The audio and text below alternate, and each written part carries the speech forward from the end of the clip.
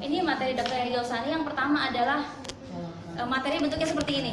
Ibu-ibu silahkan gambarkan. Jadi yang pertama adalah tahiyah nafsiah, ya. Jadi ada 10 ya. 10 khutwat, semuanya at-ta, semua dimulai dengan huruf ta, ya. Semua materi ini itu dipayungi oleh tawakal dan ikhlas. Ya. Lihat ya ininya. Jadi dipayungi oleh tawakal dan ikhlas. Semua itu hanyalah bagian daripada usaha kita. Tapi tetap atasnya itu adalah tawakal, kunci utamanya tawakal dan ikhlas karena Allah Subhanahu wa taala. Sebab ternyata subhanallah, ya. Yang pertama tahiyah nafsiyah, ya, yaitu persiapan ya diri kita. Karena ternyata dari ikhlas ini ya, itu akan lahir yang namanya ar-raghbah al-mushta'ilah. Raghbah al-mushta'ilah adalah keinginan yang menyala-nyala, ya, yang tidak pernah habis untuk menghafalkan Al-Quran. Karena ternyata dari buku Dr. Majdi Ubaid disebutkan 90% ya faktor keberhasilan menghafal Quran itu adalah dari faktor mental, psikologis. Yaitu maksudnya adalah dari keimanan kita dan keyakinan kita. Adapun yang saya sampaikan di teknik menghafal ya, itu hanya 10% ya. Dari keterampilan, ketekunan dan manajemen hanya 10%. Jadi 90% itu adalah mental, yaitu keimanan dan keyakinan. Dan kita harus tahu juga bahwa sebenarnya subhanallah, Allah Subhanahu wa taala, kalau kita bisa semua sama-sama buka surah Al-Muzammil ya.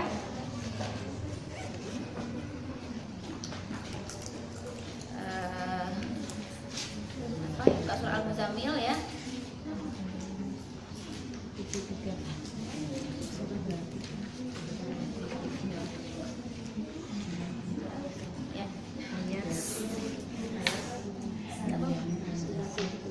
Jadi nikmat ya, kenapa kita bisa nikmat menghafal? Itu adalah yang pertama karena sebenarnya ya, dapat Bu surah Al-Muzammil? Itu kan ada kata-kata inna rabbaka ya'lamu annaka taqumu adna min sulusayil wa nisfahu wa sulusahu. Yang saya mau ambil adalah wallahu yuqaddirul laila wan nahar. Jadi sebenarnya kita itu sudah disiapkan, Allah sudah menyiapkan ya, panjangnya siang atau panjangnya malam itu cukup untuk faqra'u ma tayassara minal Qur'an, untuk kita bisa hafal Quran, membaca Quran. Begitu juga bahkan Allah menyampaikan alimaan saya kunu minkum mardo, mungkin di antara kamu ada yang sakit. Yang sakit juga sebenarnya dia sudah disiapkan, ada durasi Qurannya. Harusnya kalau durasi Quran orang sakit lebih banyak lagi, 2 jam. Kalau biasanya 1 jam, 2 jam. Soalnya dia lagi istirahat. Ya, kecuali kalau pusing bisa dengan cara lain, kita dengerin. Ya, nggak usah membaca. Kemudian wa akharina ya, wa akharuna yadribuna fil ard. Ada juga yang sibuk bisnis, urusan, punya usaha banyak. Tetap faqra'u ma tayassara minal Qur'an, tetap dia harus punya durasi bersama Quran. Gimana kalau dia yuqatiluna fi sabilillah, usai sibuk jihad dakwah, tetap faqra'u ma tayassara minal Qur'an.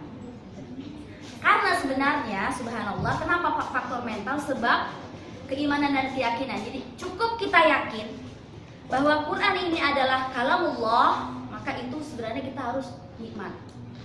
Jadi sebenarnya ya, kalau semuanya tujuannya Allah ya, maka setiap ayat itu tidak ada yang sulit ya.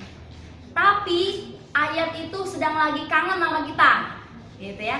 Makanya nggak hafal-hafal karena lagi kangen aja sama kita, bukan sulit. Dan satu hal lagi, bahwasanya kullama zadal ikhlas zada hifzi. Ketika ikhlas kita bertambah, pasti tambah apa? Hafalan kita juga akan tambah. Jadi 10%, 90% hanyalah faktor keimanan dan keyakinan. 10% keterampilan. Satu hal ya, setiap fikroh ya, jadi hari ini itu kebanyakan kajian-kajian itu adalah kaitannya tentang saya berdiri tapi karena takut ketutup slide ya. Kajian-kajian hari ini lebih kepada perbaikan akhlak. Kalau dimulai dari perbaikan akhlak, persepsi cara berpikir yang gak dirubah itu hanya perbaikan sementara. Di persepsi kita dulu dirubah. Fikroh, sebuah umat itu punya nahdoh, bisa melakukan sebuah kejayaan karena pola berpikirnya dirubah dulu. Makanya Quran itu dia merubah akal pikiran dulu, bukan akhlaknya dulu. Jadi akal pikirannya, persepsi cara berpikirnya, cara memandang sesuatu. Nah, karena itu kita harus samakan persepsi kita. Dari persepsi itu nanti akan terbangun yang namanya masyair atau motivasi yang kuat atau roghmah mushtailah. Persepsinya udah benar, maka akan timbul dorongan yang kuat. Kemudian apa? Akhirnya kita bisa berakhlak Quran. Berakhlak Quran itu disitulah ada akhlak ikhlas. Kita tidak pernah capek bersama Quran, gitu ya. Quran menjadi, makanya di zaman Rasulullah ya, para sahabat itu bukan lagi bawa Quran, karena apa? Diri mereka aja sudah Quran, gitu ya. Mau baca ayat apa aja sudah ada dalam diri mereka ya. Kemudian menghafal Quran persepsi yang pertama harus kita lakukan adalah Quran itu adalah kalamullah. Saya selalu ulang-ulang, saya paling suka pendapatnya Dr. Profesor Abdul Munim. Dia mengatakan Al-Quran huwa sifat min sifatullah. Quran ini sifat dan salah satu sifat Allah. Apa itu kalam? Allah berbicara. Kenapa Allah bicara? Takallamallahu bihaqiqati litukhrijan nasa minaz zulumati ilan nur. Allah bicara sama kita supaya kita keluar dari seluruh kegelapan kepada satu cahaya. Jadi cukup Anda merasakan bahwa Quran ini kalimat Allah, maka Anda akan senantiasa bersama Quran. Jadi bukan kapan selesai hafalannya, ya. Tapi harusnya semakin kita membaca Quran, semakin kita rindu dan cinta kepada Allah Subhanahu wa taala. Kemudian menghafal Quran itu sangat ramah otak, ya. Ya, sangat ramah otak. Dan caranya adalah gunakan 3 indera utama ya, dalam surah As-Sajdah, summa sawwahu wa nafakha fihi min ruhihi wa ja'ala lakumus sam'a wal absar wal afidah ya qalilan ma tashkurun. 3 indera ini yang akan kita aktifkan ya, karena banyak panca indera, tapi 3 indera utama ini mau kita aktifkan dalam proses bersama Quran. Karena itu saya mulai dari rahasia keajaiban otak. Sejak lahir manusia memiliki 100 miliar sel otak yang aktif dan memiliki 900 miliar sel pendukung. Jadi manusia itu punya 1 triliun sel otak.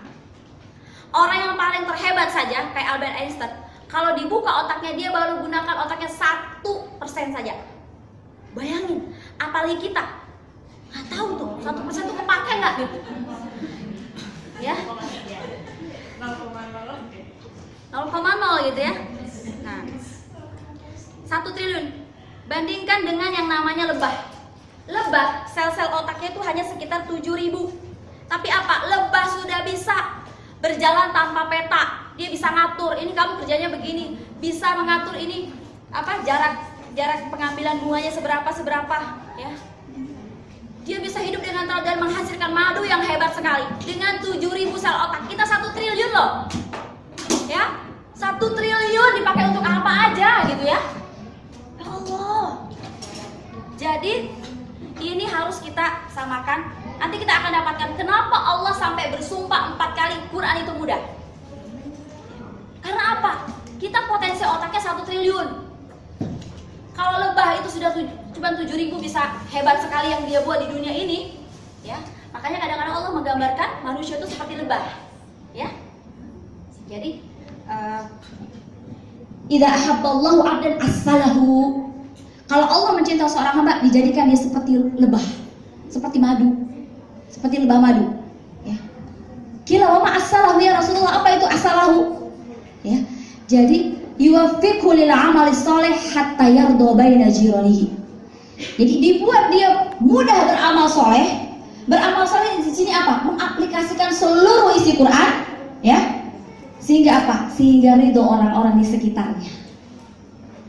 Jadi ingat ya, kita punya kehebatan berapa? Sel otak kita 1 triliun, sama-sama Bu. 1 triliun. Sel otak saya 1 triliun. Ingat ya. Wih, luar biasa tuh. Kemudian dalam 1 menit otak itu bisa melakukan koneksi kimiawi antara 100.000 sampai 1 juta dalam waktu 1 menit. Ya. Otak manusia bergerak dengan cepat menangkap informasi lebih cepat dari kecepatan cahaya, 200 km per detik. Menangkap info itu Bu, cepat sekali. Ya. Tapi apa? Kecerdasan ini tergantung banyaknya koneksi antar sel otak. Ya. Hanya terjadi kalau dilatih. Makanya kita mau latihan nanti di sini ya. Nah, kemudian yang pertama yang paling terpenting di sini, itulah kenapa kemudian Allah Subhanahu wa taala menggambarkan kepada kita bahwa subhanallah, kita ini sangat luar biasa. Saya sebelum masuk ke takhayul ya, ini yang penting dulu, yaitu kita samakan persepsi kita dengan persepsi Quran supaya gampang ikhlasnya, ya. Karena ini bagian dari tahliyah nafsiyah. Yaitu pertama Allah bersumpah berfirman walaqad yassarnal Qur'ana lidzikri, ya. Yaitu Allah berfirman sesungguhnya aku telah mudahkan Quran ini untuk diingat, ya. Fahal mim muddakir, tapi adakah yang mau mengambil pelajaran? Adakah yang mau belajar meluangkan waktu? Itu masalahnya. Walaqad yassarnal Qur'ana lidzikri. Kemudian fa inna ma yassarnahu bilisanika litubashshira bihil mu'min dalam surah Maryam. Dan menarik, kata-kata gampang lagi ada di surah Maryam. Karena sebenarnya perempuan tuh paling enak dia menghafal, sebab dia suka cerita-cerita. Quran kan banyak isinya cerita. Daripada ceritain ayatnya orang lain mah, lebih baik ceritain isi Quran, ya enggak? Jadi seperti itu. Ini menarik karena satu kata yassarnahu bilisanik, kami mudahkan dengan lisanmu Muhammad, dengan bahasa Arab. Itu di surah Maryam, surah yang satu-satunya surah pakai namanya perempuan, Maryam. Ya. Jadi sudah 1 triliun, ada 1 surah lagi. Jadi di surah Al-Qamar kan 4 kali diulang. Mudah. Habis itu diulang di surah Maryam. Yassarnahu bilisanik. Berarti 5 kali di surah Maryam. Renungannya apa? Oh, gue perempuan, gue akhwat, ibu, pasti lebih gampang lagi menghafalkan Quran, ya. Karena kita di ladang, tempat nanam bibit-bibit, ya, peradaban Islam. Tempat nanamnya harus bagus dulu, gitu ya. Nah, kemudian yang berikutnya adalah saya sampaikan tadi, ikhlas betul-betul perlu dijaga. Sebab subhanallah ada seorang imam, ya, imam-imam ulama-ulama terdahulu, mereka sangat luar biasa menjaga yang namanya keikhlasan. Yang saya ceritakan salah satunya adalah Imam Syatibi, ya. Jadi Imam Syatibi ini, ya, imam-imam yang lain juga seperti itu. Mereka jika habis beramal soleh, mereka buat buku, buat qasidah, buat apa saja, pasti mereka berdoa. Kadang 100 kali mereka tawaf di Ka'bah itu sambil ya Allah, ya, jikalau ini aku tujuannya adalah untukmu ya Allah, maka bantulah agar ini tetap senantiasa, ilmu ini terus berkelanjutan ya Allah. Sampai Imam Syatibi ini, ya, subhanallah, ya, berdoa, ya Rabb, in kunta qad qasadta biha wajhak faktub lahal baqa, ya. Jadi kalau betul-betul aku niatkan hanya untukmu, maka tuliskan untukku ini keabadian, gitu ya, selama-lamanya. Suatu ketika Imam Asy-Syatibi dia kumpulkan tulisan-tulisannya, jadi dia buat qasidah untuk bagaimana orang menghafal teori atau ilmu menghafalkan Quran dengan 7 riwayat tadi, ya. Dia kumpulkan ilmunya itu, kemudian dia taruh dalam al-qararah, ya, al-qawarir. Qawarir itu seperti botol besar, kayak botol plastik itu dimasukkan ke situ. Kemudian dia tutup, kemudian dia buang ke laut. Dia berdoa, ya Allah, tolong kalau tulisanku ini untuk umat ini karenamu, maka kembalikan padaku. Kalau tidak, kalau ternyata aku kurang ikhlas, gak apa-apa, aku ikhlas. Dia terbuang ke laut. Dibuang betul, Bu. Dibuang beberapa hari, dia berdoa terus, ya Allah, kalau ilmu ini hanyalah untukmu ya Allah, tolong, ya. Karena ilmu ini katanya dengan Quran, ya. Kemudian apa? Dalam waktu 1 bulan, 1 minggu, ada yang mengatakan 1 bulan, 1 minggu, tiba-tiba ada nelayan menemukan, ya, botol isinya tulisan-tulisan. Tapi robekan-robekan kertas gitu, digulung-gulung. Tidak ada di tempat ini yang bisa baca kayak begini kecuali Imam Asy-Syatibi. Akhirnya dia bawa nilai ini ke Imam Asy-Syatibi. Begitu Imam Syatibi ngeliat, dia nangis, Bu.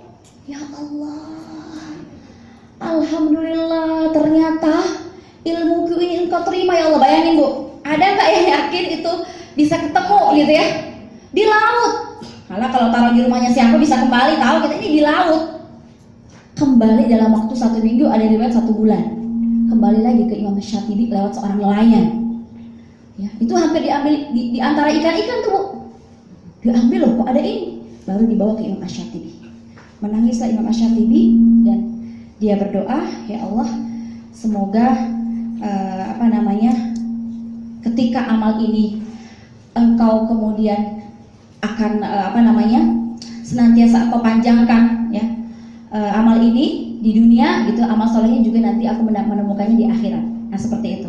Sebagaimana juga ada seorang ulama, dia baca surat Thaha, kemudian dia tertidur. Dalam mimpinya dia melihat ternyata ya surat Thaha ini di setiap ayatnya, di setiap hurufnya ada 10 sama bercahaya. Tapi begitu dibalik, terus hampir akhir surat Thaha udah nggak ada cahayanya. Kenapa? Ternyata dia tanya, kenapa ini nggak ada cahaya pada surat Thaha juga saya baca juga sebelum tidur? Iya, kamu baca tapi kamu sempat keraskan suaramu karena ada tetanggamu lewat, dia didengar. Oh, malam-malam ini baca Quran. Karena itu lam yaqbal indallah, tidak diterima di sisi Allah, sebab dia kalam Allah. Jadi jangan pernah tujuan menghafal Quran mau masuk kedokteran supaya cepat dapat jodoh, supaya pokoknya dunia nggak boleh. Harus ikhlas hanya karena Allah Subhanahu wa ta'ala. Ingat, kapan hafalan Anda hilang atau habis, susah dijaga. Periksa keikhlasan Anda kepada Allah, periksa tujuan Anda kepada Allah. Ngapain hafal Quran? Ngapain juga duduk-duduk supermandir gini, ngapain? Kalau cuma karena mau gengsi aja di foto-foto selfie atau di YouTube, naudzubillah, bubar kita, Bu. Termasuk ustazahnya nih, bubar. Ya. Jadi subhanallah, ini penting untuk kita tanamkan kepada diri kita masing-masing. Kemudian yang berikutnya adalah at-takhayyul. Saya perlu agak cepat ini ya karena waktu. Yang berikutnya adalah at-takhayyul. Takhayyul ini adalah visualisasi. Ya. Ternyata visualisasi ini juga penting ya. Bahwasanya visualisasi ini kita lakukan 3 kali ya, yaitu di awal persis mulai menghafal seperti ini harusnya kita adakan visualisasi. Caranya adalah kita buat dulu suasana sangat rileks ya. Pokoknya kalau dalam ilmu psikologi itu dia kita rasakan tangan kita rileks gitu ini ya. Kemudian kita hayalkan visualisasi. Ya, kita gambarkan bahwa bagaimana nanti keutamaan kalau saya hafal Quran, saya akan mendapatkan pahala, menjadi ahlullah, keluarganya Allah.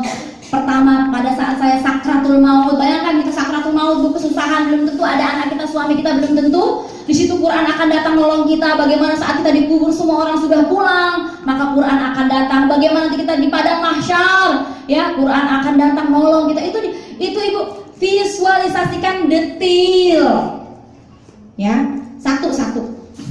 Bagaimana nanti Ibu sampai di surga juga Quran akan datang, nyuruh kita naik terus sampai ke surga Firdaus. Makanya disitu ditulis sampai bersama memasuki surga Firdausnya. Ya. Jadi sampai ke sana. Ibu bayangkan detil karena ternyata ini ilmu baru bahwa subhanallah, visualisasi sangat penting karena otak kita Bu, dia nggak bisa bedain yang mana hayalan, yang mana kenyataan. Ya. Banyak sekali orang-orang. Jadi suatu ketika ada seorang jenderal namanya Naismith kalau nggak salah. Dia ini ya ketangkap di perang Vietnam. Orang Amerika di penjara, dan penjara Vietnam sangat luar biasa buruknya. Sudah jorok, sempit dan luar biasa. Dia melakukan visualisasi selama 4 jam setiap hari. Ini kotor Bu ya, jorok semuanya. Atau nanti di sini kan penuh teman-teman pada baca Quran. Pokoknya kita visualisasi sendiri aja. Jadi dia pejamkan matanya 4 jam tuh ya. Dia detil. Dia membayangkan dia sedang berada di padang golf. Ya. padang golf yang luas, yang hijau gitu. Kemudian dia main golf selama 4 jam. 7 tahun itu dia lakukan. Begitu pulang bebas ya dari Vietnam ke Amerika, dia menjadi pemain golf terkenal. Orang bilang, loh, lu di penjara 7 tahun gak pernah latihan golf, kok bisa?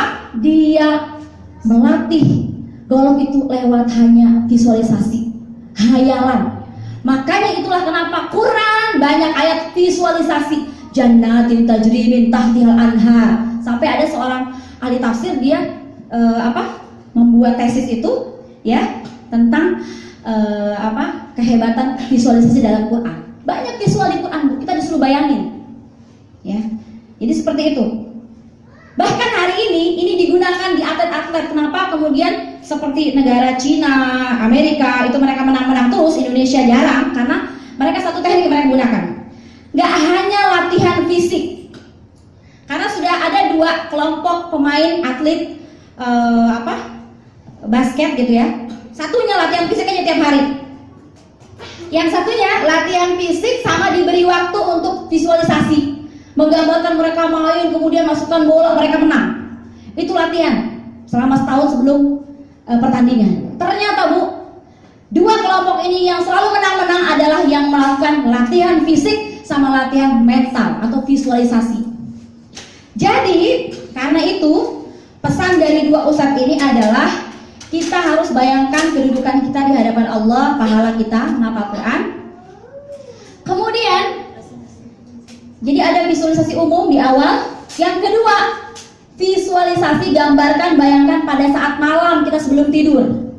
Insya Allah saya besok subuh akan bisa bangun jam 3 dengan tersenyum, saya minum air putih, berdoa sama Allah, kemudian saya akan hafalkan besok jam 3 itu 3 halaman dari surah Al-Kahfi. Nah, itu Bu, yang 3 halaman dari surah Al-Kahfi. Itu kita ulang sambil kita baca doa, sambil kita ulang, insya Allah. Nanti itu kita buka lembar, kalau bisa detail itu lebih bagus, kita detailkan. Ini wasbir nafsaka, ujungnya ini, nanti habis itu ini saya buka. Insya Allah hanya dalam waktu 10 menit saya bisa. Nah itu, jadi pertama tadi ya, pertama visualisasi sebelum menghafal. Jadi nanti saya kasih waktu untuk visualisasi, panitia ngasih waktu. Baru kemudian ibu lakukan sendiri di rumah. Semakin sering ibu menghayal tadi, menghafal detail ya, buka ayatnya bisa hafal ternyata cuma 10 menit kayak tadi pemain golf tadi persis, ya pasti, insya Allah ya.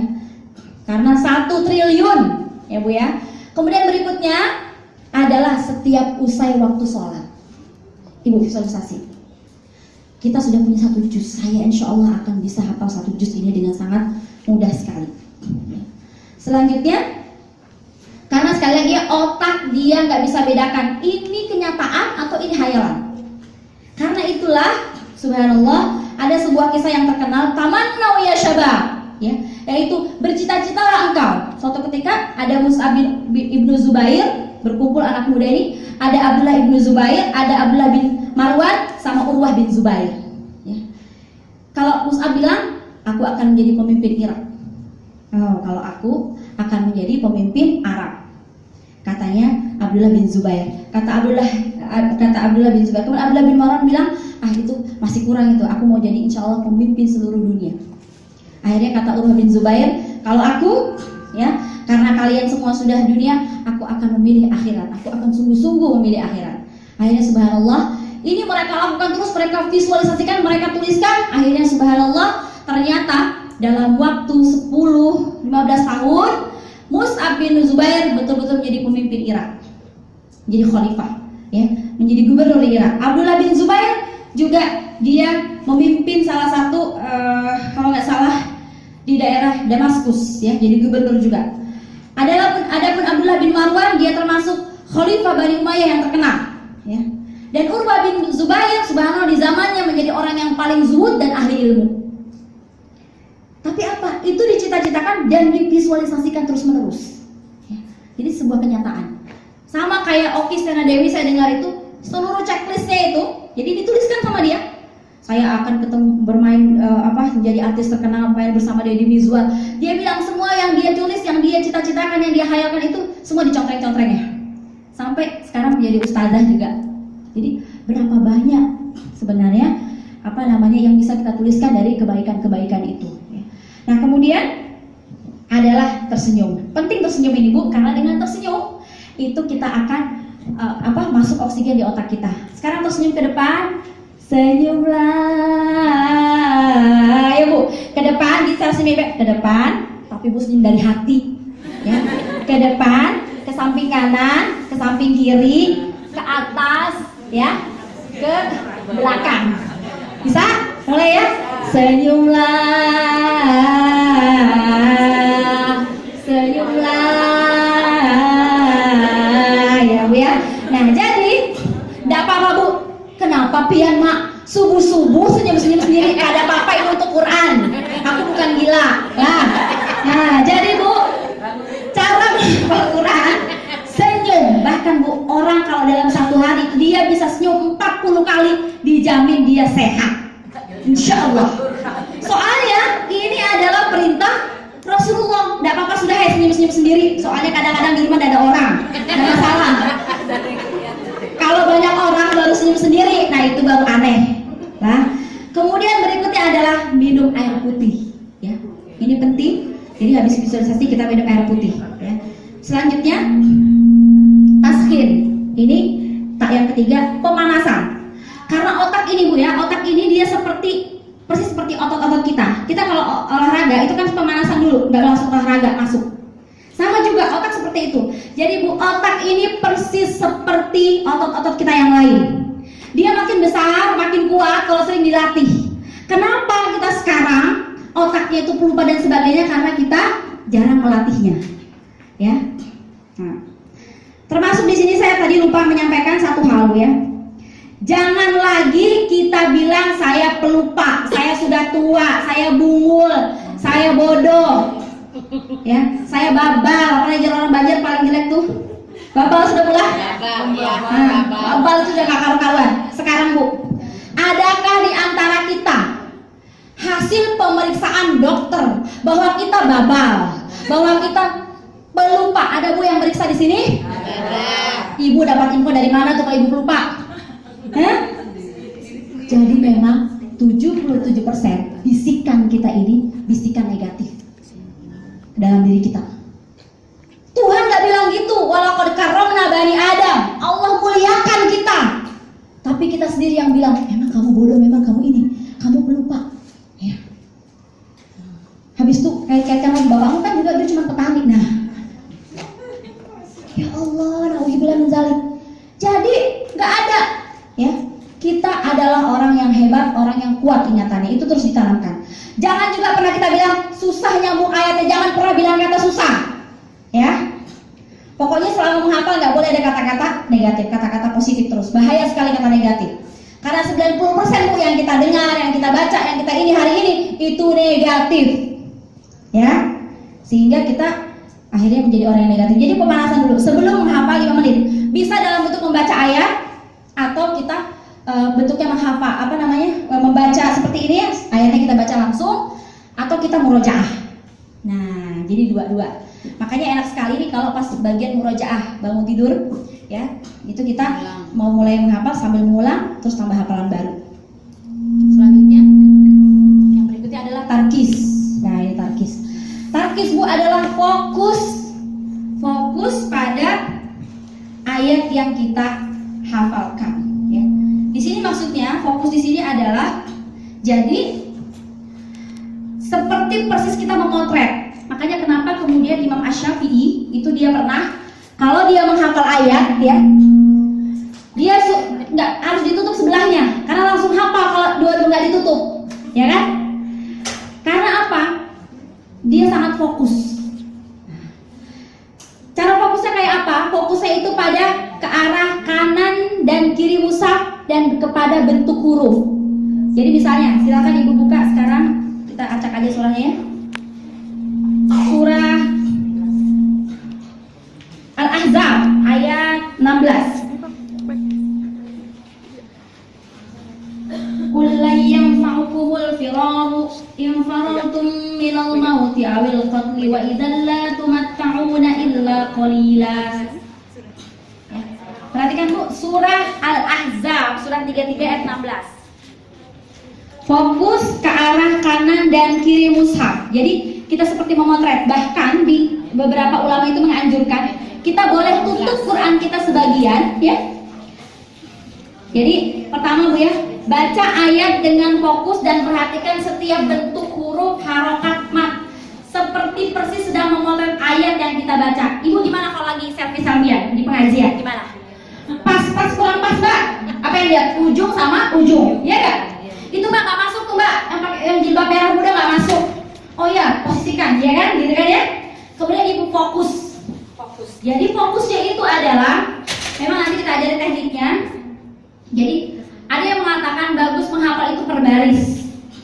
Ada juga yang mengatakan boleh satu ayat. Jadi boleh satu ayat, jadi boleh setengah baris.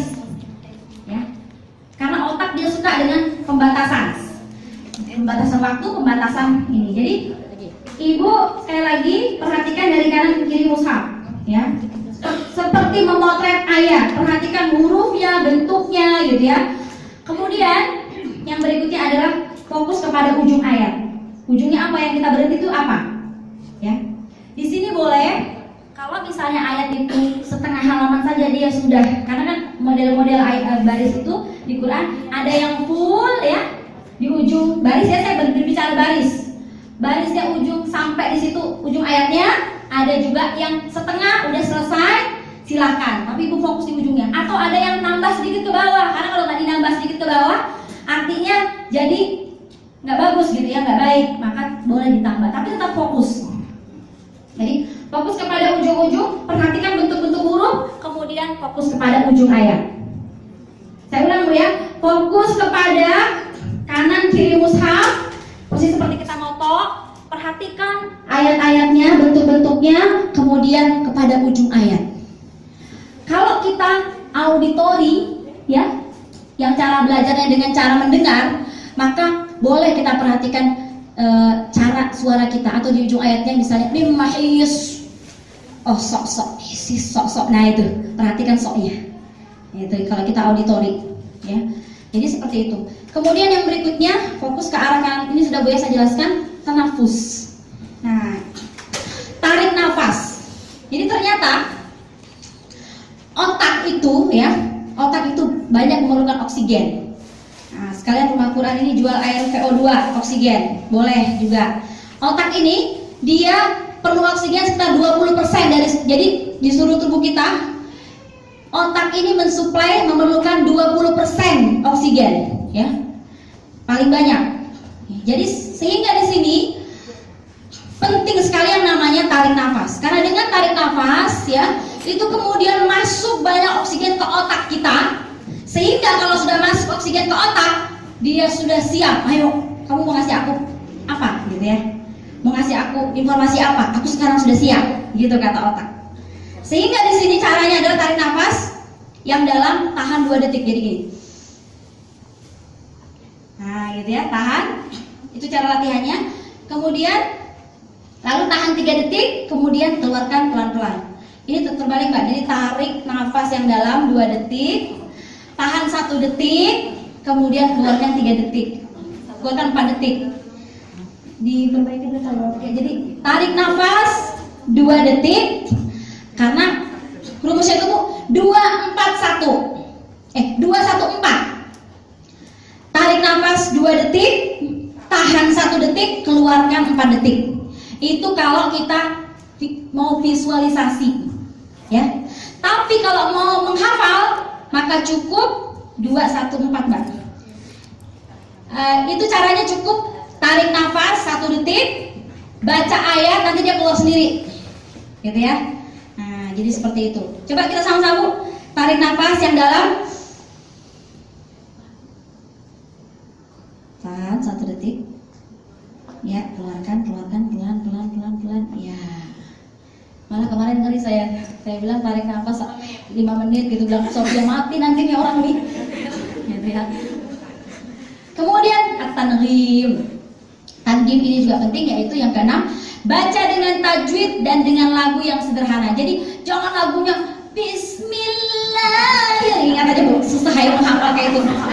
Pokoknya sederhana, ya.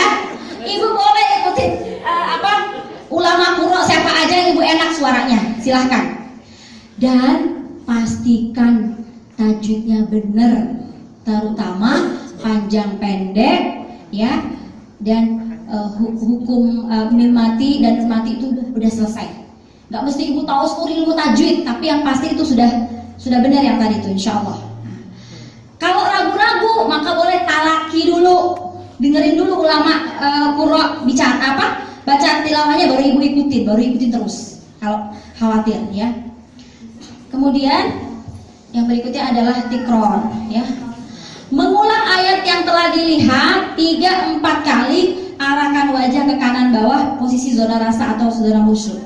Jadi penting tikror ini, sebenarnya tikror ini banyak, yaitu mengulang-ulang ayat itu penting. Semakin sering diulang ayat itu maka semakin masuk ke dalam bawah sadar kita. Pengulangan di sini nanti kita bahas di murojaah juga. Tapi yang pasti menurut beberapa ulama cukup 3-4 kali kalau kita pakai teknik yang terbaru ini Bu ya. Selanjutnya Tarobut. Tarobut ini menyambung ayat, sambungkan ujung ayat dengan ayat sesudahnya ya, dengan syarat mengenali indera apa yang paling kuat. Kita pendengaran kan, penglihatan, atau indera perasa. Karena cara belajar itu ada 3, ada yang visual, auditori, atau kinestetik. Orang-orang kinestetik kadang-kadang, tapi rata-rata semuanya sih butuh ya, butuh pemahaman makna. Tapi biasanya kalau kinestetik dia butuh ditulis. Boleh ditulis, nggak hafal-hafal, ditulis aja Bu. Bawa coretan, tulis ayat itu. Karena ibu kinestetik, suka gerak-gerak tangannya gitu ya. Kalau saya kayaknya visual. Nah, kemudian atas bit wal murojaah yang ke-9, yaitu penting yang namanya menguatkan hafalan ke dalam otak kita itu adalah 1 jam setelah menghafal. Itu harus dimurojaah. 1 hari setelah menghafal, 1 pekan setelah hafal, 1 bulan setelah hafal, dan 3 bulan setelah hafal. Jika mampu paling bagus itu 1 pekan seluruh hafalan yang dimiliki telah kita murojaah. Caranya paling gampang, digunakan di sholat wajib atau sholat sunnah. Jadi itulah yang namanya menunggu-nunggu waktu sholat. Kami sudah hitung Bu ya.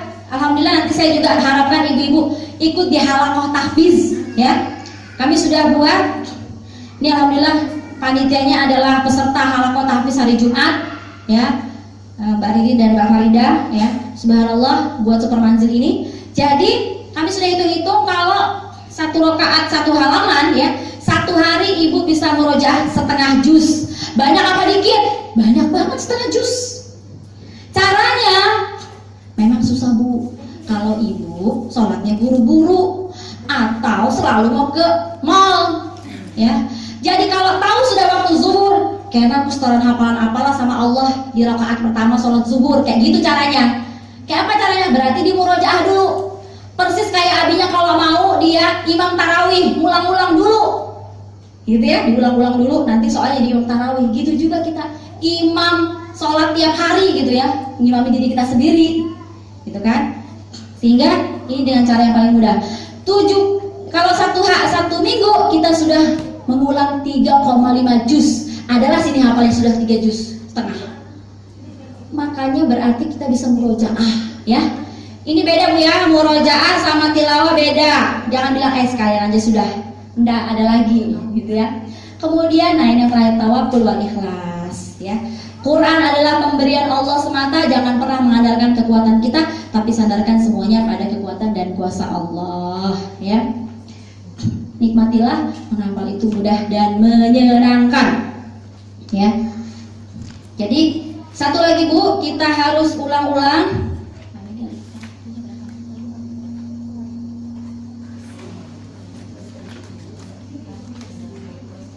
Ini kita langsung mau praktek ya Bu ya. Ibu sudah bawa Qurannya semua?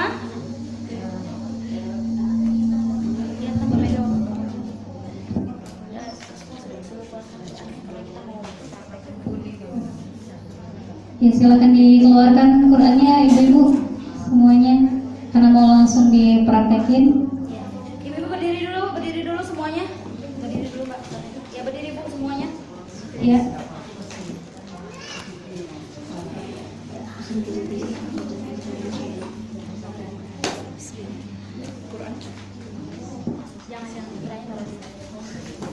Ya mohon ibu-ibu semuanya berdiri, kemudian Qurannya diletakkan saja dulu di bawah. Karena kita mau ada cara pijat-pijat dulu ya kita ya, karena dari tadi sudah berdiri ya dari pagi. Ya semuanya silakan berdiri. Ya, dedeknya ikut berdiri juga ya. Ya, sekarang semua berdiri. Coba saudara Rosio. Berdiri semuanya. Silakan ada ke kanan samping ke kanan ke kanan dulu, ke kanan. Ya. Ayo. Pukul hujan ya. Ya. Hujan rintik ya. Gerimis ya Bu, gerimis ya. Ya, balikan lagi. Gerimis biar aja pada gerimis tadi soalnya ya. Nah, ya. Ya. Kemudian salaman sama sampingnya mengatakan saya adalah calon hafizah. Ayo.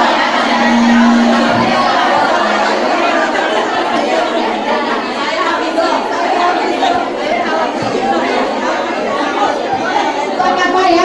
Saya adalah hafizah atau saya calon hafizah? Boleh pilih dua-duanya. Ulang lagi. Bagusnya saya hafizah aja. Saya hafizah Al-Quran. Ayo.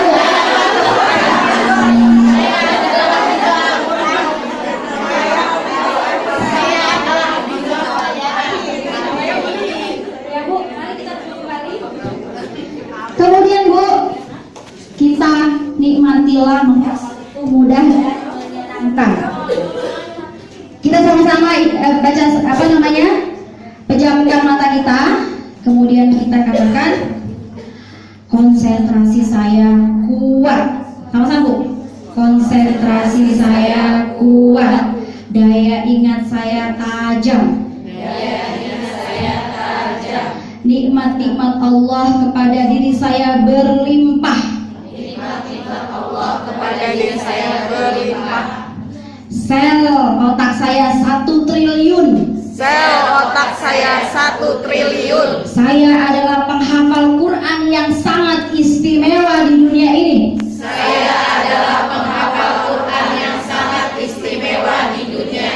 Saya pasti bisa. Saya pasti mampu. Dengan pertolongan Allah. Allahu Akbar. Allahu Akbar.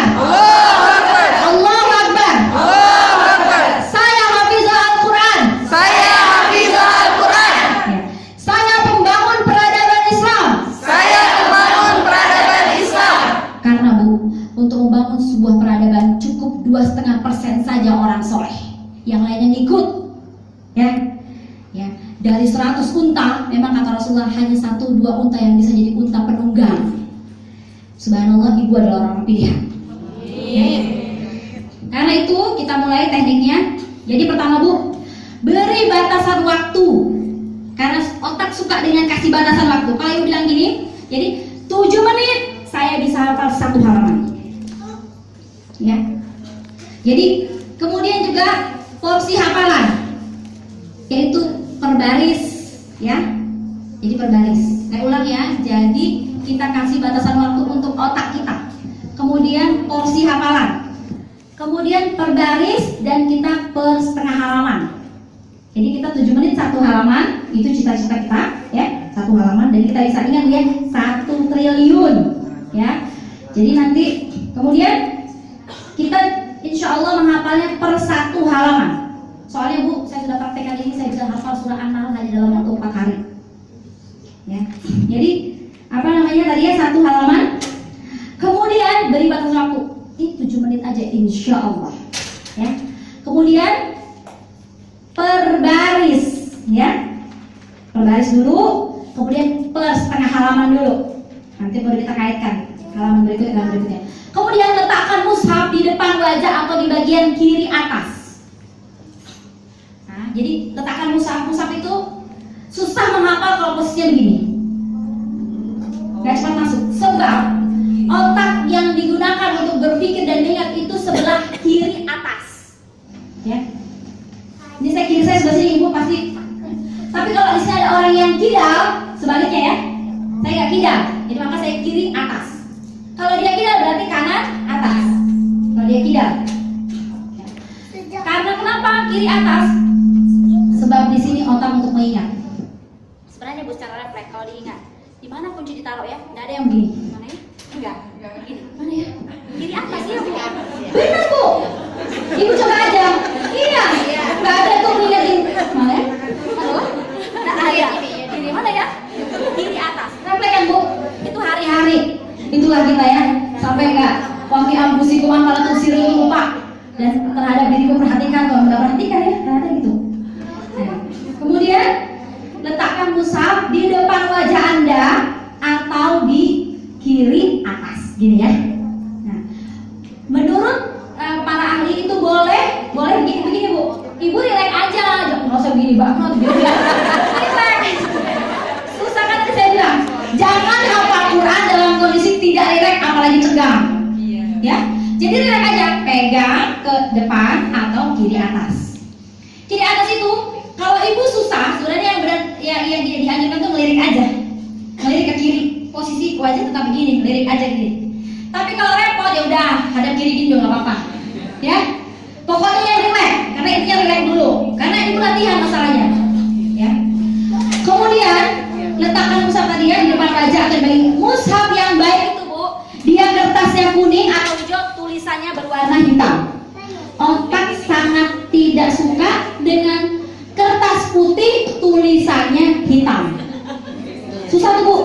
Makanya ini saran buat para guru-guru qiraati di baruban. Kenapa itu juga ulama ini dibuktikan 400 abad yang lalu para ulama itu ada namanya kitab kuning. Kalau kan ada kajian kitab putih, kan ada.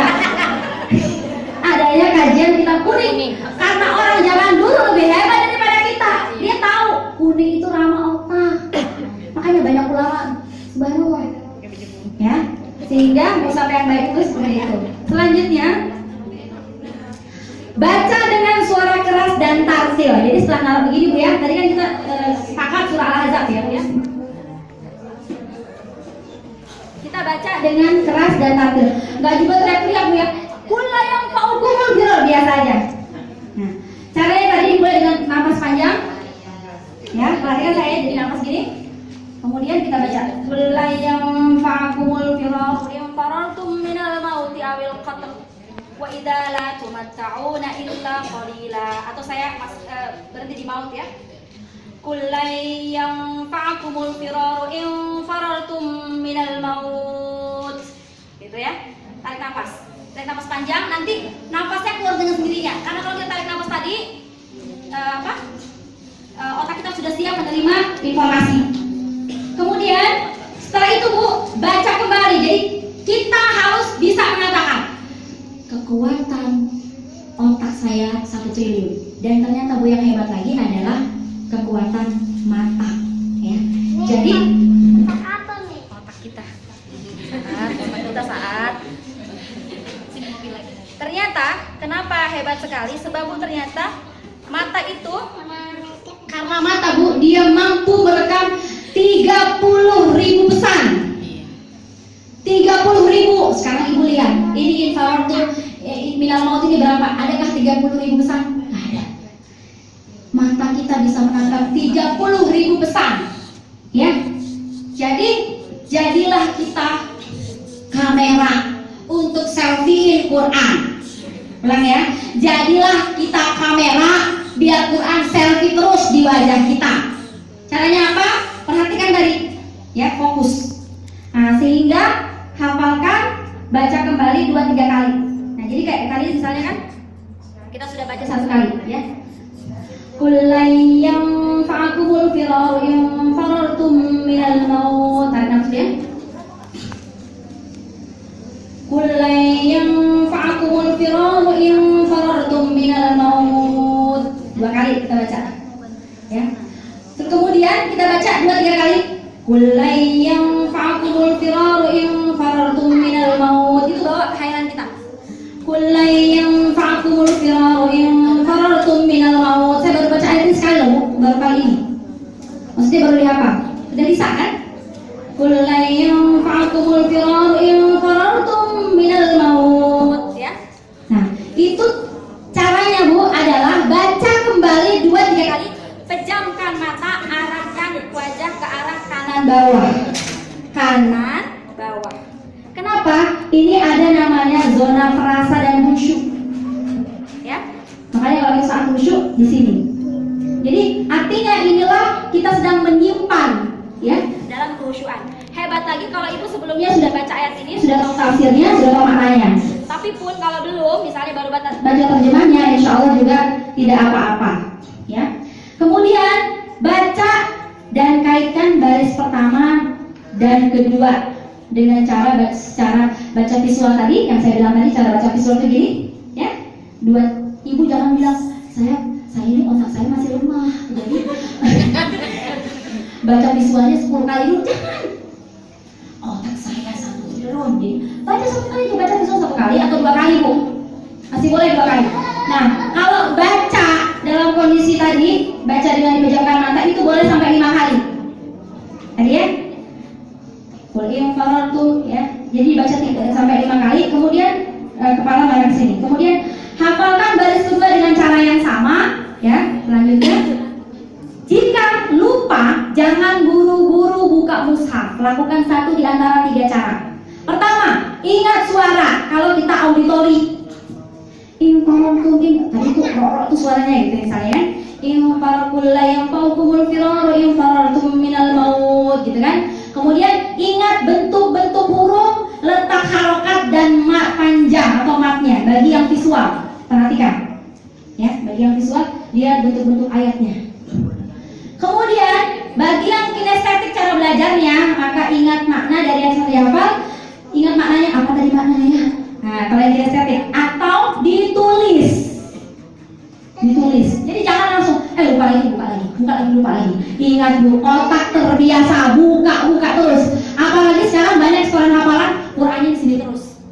Bismillahirrahmanirrahim. Ketakutan, itu jangan. Jadi kalau sekolah hafalan Qur'an di sini jauh. Karena apa? Nanti dia terbiasa manja di otak. Sebab otaknya sudah tidur kalau saya selama 38 tahun. Ada lagi yang tidurnya sudah 50 tahun. Kayak orang kalau baru bangun bu Ai, ya pelan-pelan mulai dibangunkan. Tapi harus bangun, betul-betul bangun. Ya, karena itu kita mulai sekarang bangunkan otak kita dengan Quran. Ya, subhanallah. Ada orang yang hafal angka sampai 300 angka dalam waktu 1 menit. Ngapalin angka doang, ya? Ada pahalanya kak. Ya mudah-mudahan itu dia melihatkan keajaiban otak, ada pahalanya. Tapi lebih pahala lagi ngapalin huruf-huruf Quran. Ya, luar biasa. Ibu hitung aja, layang keukumul firor infaratu minal maut ini ada berapa hurufnya? Ya, dalam 1 detik bisa kita hafal. Kemudian yang berikutnya adalah, ini ya. Sudah sampai sini aja bu. Jadi kita harus ingat juga bahwa mati lebih pasti daripada hidup. Ya. Orang yang hebat adalah orang yang merancang kehidupannya, tapi yang lebih hebat adalah orang yang merancang kematiannya. Sekali bersama Quran, tetap bersama Quran. Ayo bersama-sama. Sekali bersama Quran, tetap bersama Quran. Sekali hafizah, tetap hafizah. Sekali hafizah, tetap hafizah. Hingga berjumpa Allah. Ayo kita rancang kematian kita dari sekarang. Tanggal berapa ini? Ya, tanggal 22 November. Rancang kematian kita ya dengan memulai menghafal Quran. Akhirnya ujungnya seperti ayat tadi dibaca oleh Umi Nida Rahmah ya. Nanti kalau kita mati ya, kita dilarang sama Allah bilang kita mati. La tahsabanna alladziina qutilu fi sabilillahi amwat. Kenapa? Karena hati kita hidup terus ya, sehingga nanti kalau kita mati mudah-mudahan kita jadi inspirasi buat orang lain untuk hafal Quran. Dan ibu, metode ini ibu ya sudah digunakan selama 10 tahun oleh Dr. Yahya Gausani, dan ada seorang akhwat namanya Ummu Toha, dia bisa hafal dalam waktu 26 hari Quran 30 juz. Dan dia sudah bisa hafal hadis Bukhari Muslim 300 hadis dalam waktu 25 hari. Dan akhirnya karena terkaget-kaget suaminya juga belajar. Akhirnya suami istri lagi nih sedang menghafal matan hadis apa, berdua dia ngapalin. Ini bukan tidak terbukti, apalagi yang di rumah Quran nih masih muda-muda, ya. Tapi memang Bu, ternyata orang-orang yang ikut daurah seperti ini yang tua, yang lebih cepat. Kenapa? Karena apa? Dorongan dari dalamnya itu kuat. Ar-Robbah berfaedahnya itu luar biasa, ya. Karena apa? Sebentar lagi. Masih maksudnya? Ingat ya, menghafal Quran, maaf bola yang tua-tua saya juga tua. Jadi maaf ya, menghafal Quran itu bukan hanya untuk orang muda, sebagaimana mati bukan hanya untuk orang tua, ya Bu ya. Jadi dua-dua harus siap mati, dua-dua harus hafal Quran, ya. Nah itu maknanya. Terima kasih dari saya. Oh ya, saya tutup dengan satu kisah. Mungkin sebagian sudah mendengar tapi nggak apa-apa. Seorang imam, seorang ustadz ya, dia pernah bercerita. Jadi saya mendapatkan dua kisah. Satu kisahnya Wirda, putrinya Yusuf Mansur bertemu Rasulullah, ya. Karena apa? Ketika dia kemudian patah semangat untuk menghafalkan ayat, dihibur oleh Rasulullah. Kenapa engkau tidak lanjutkan hafalanmu? Ini pesan bukan buat Wirda, buat kita semua. Yang kedua, kisah di acara besar tahfiz Quran dunia, ya. Ada seorang anak yatim yang mau menghafalkan Quran tapi ditolak oleh syekhnya, ya kan? Kemudian dia disuruh datang lagi, ya. Dalam mimpinya karena disuruh pulang, kemudian dia tidur dan bermimpi bertemu Rasulullah Sallallahu Alaihi Wasallam, ya. Kata Rasulullah, kenapa engkau tidak hafal Al-Quran? Kata syekhku, tidak bisa karena tempat itu penuh. Pergilah engkau ke sana. Aku takut, wahai Rasulullah, pasti diusir lagi oleh syekhku, tidak bisa aku diterima. Akhirnya sampaikan kepada syekhmu satu kata, yaitu Zumaron. Bangunlah dia, dengan kata itu dia kembali kepada syekhnya. Sampai di sana, kata syekhnya, kamu kok datang lagi? Saya disuruh datang ke sini oleh Rasulullah, ya. Akhirnya kemudian duduklah engkau nak, diceritakan, saya bertemu dengan Rasulullah dan disuruh engkau menerima saya menghafal Quran di sini dengan satu kata Zumaron. Syekh ini langsung menangis memeluk anak ini dan menerimanya dengan lapang dada luar biasa. Ternyata apa? Syekh ini mimpi 30 tahun yang lalu, karena dia punya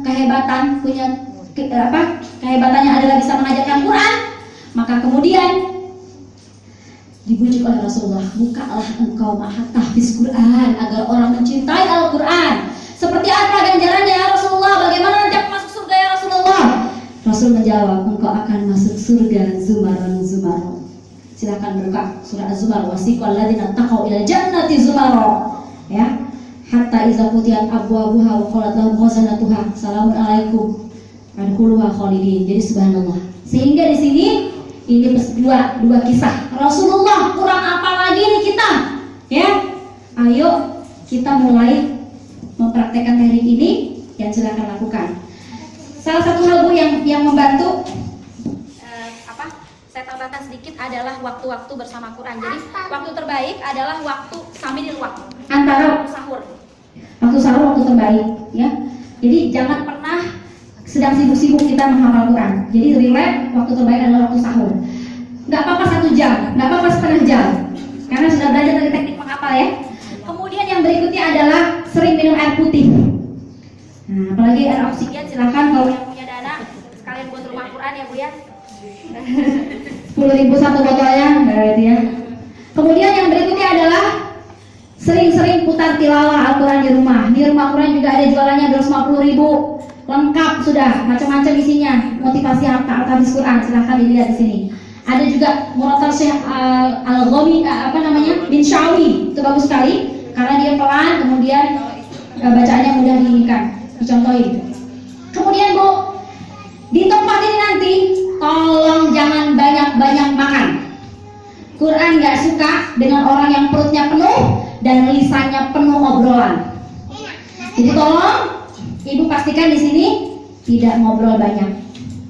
Kemudian apa? Mohon maaf, panitia memang menyediakan makan siang dan konsumsinya adalah buah-buah di Quran, kurma sama pisang. Ya, pisang itu ada di Quran, jadi silahkan itu aja dan tidak banyak-banyak ngobrol, tidak banyak-banyak makan. Tentukan target mulai sekarang. Kapan Anda mau hafal Quran, silakan ditulis, Bu. Jangan lama-lama, Ibu. Otak itu ngikuti apa yang kita tulis. Kalau kita bilang saya hafal Quran 15 tahun, betul-betul 15 tahun ya, Bu. Caranya apa? Saya tahun depan, ini bulan November tahun depan saya sudah seorang hafizah. Nanti kita rayakan, buat tumpeng di sini, bayar sendiri. Ya Bu ya, terima kasih dari saya. Mudah-mudahan Ibu mendapatkan keberkahan.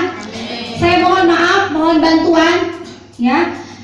Selama proses acara ini saya mohon maaf karena yang saya sampaikan materi di belakang juga penting, yaitu tentang Syiah ya Bu ya. Sehingga saya mohon bantuan ibu-ibu untuk ini proyek kita sama-sama ya. Silahkan ibu-ibu bisa berikan masukan ya, kemudian ikuti apa yang sudah dijalankan ini dan mudah-mudahan Allah memberikan kemudahan. Silakan langsung aja, ada pertanyaan? Ada pertanyaan, Bu? Yang sebelah sudah, Bu. Ada pertanyaan? Gak ada ya? Tadi sudah jelas ya caranya ya? Ya Bu ya? Caranya udah jelas. Silakan. Assalamualaikum warahmatullahi wabarakatuh. Bagaimana kalau misalnya kalau untuk menghafal, kalau misalnya cara kita membaca Quran masih agak tersendat-sendat, itu seperti apa? Jadi gini, kalau baca memang yang diutamakan itu tahsin dulu baru tahfiz. Tapi kalau kita adalah orang Yang punya semangat juga pengen hafal, maka caranya mentalkin. Talkin itu talaki.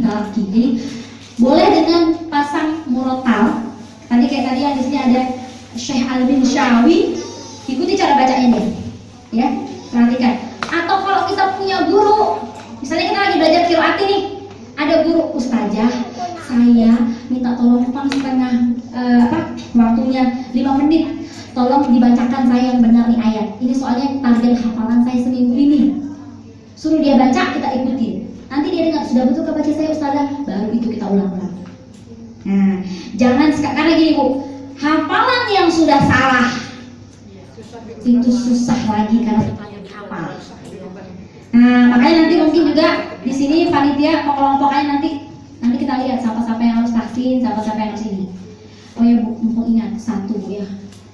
Ketika Ibu ikut Supermanzil, ingat Ibu penting yang namanya durasi bersama Quran. Makanya Quran itu yang terpenting bukan seberapa hafalnya, tapi apakah durasi Quran terpenuhi. Tapi tadi di surah Al-Muzammil ya Bu ya, yuqaddirul laila, Allah sudah mengukur panjangnya malam, panjangnya siang, cukup untuk punya durasi Quran. Makanya kalau ada yang cukup durasi Qurannya 1 jam misalnya, tapi hafalannya nggak tercapai target, dia sudah hebat. Tapi kalau ada yang hafalannya lebih banyak, tapi durasinya hanya dia duduk 7 menit, mohon maaf, dia tidak termasuk ya sukses. Nah, karena itu lazimilah halaqah tahfiz. Silakan nanti kalau yang mendaftar di halaqah tahfiz mingguan, kami sudah buka di Rumah Quran Utrujah. Itu kalau bisa hadir ya hadir terus. Kalau nggak hadir utang, ya utirin bayar utang. Nah, jadi utang itu dibayar benar. Satu lagi Bu, Ibu mulai sekarang tempelkan semua di mana-mana. Saya tahun depan sudah harus hafal ini. Saya jadi tempelkan di mana-mana. Ya, di tempat cuci piring terus paling banyak, sama di tempat masak. Hari-hari dilihat. Ya, pokoknya banyak-banyak. Saya habis Quran. Kalau Ibu mau pesan ke Rumah Quran juga boleh. Ya, silakan. Nanti kita buatkan. Pokoknya saya habis Quran, otak saya hebat dan sebagainya. Tulis di mana-mana. Bahkan di tempat kerja Ibu, biar aja. Nanti kan malu Ibu.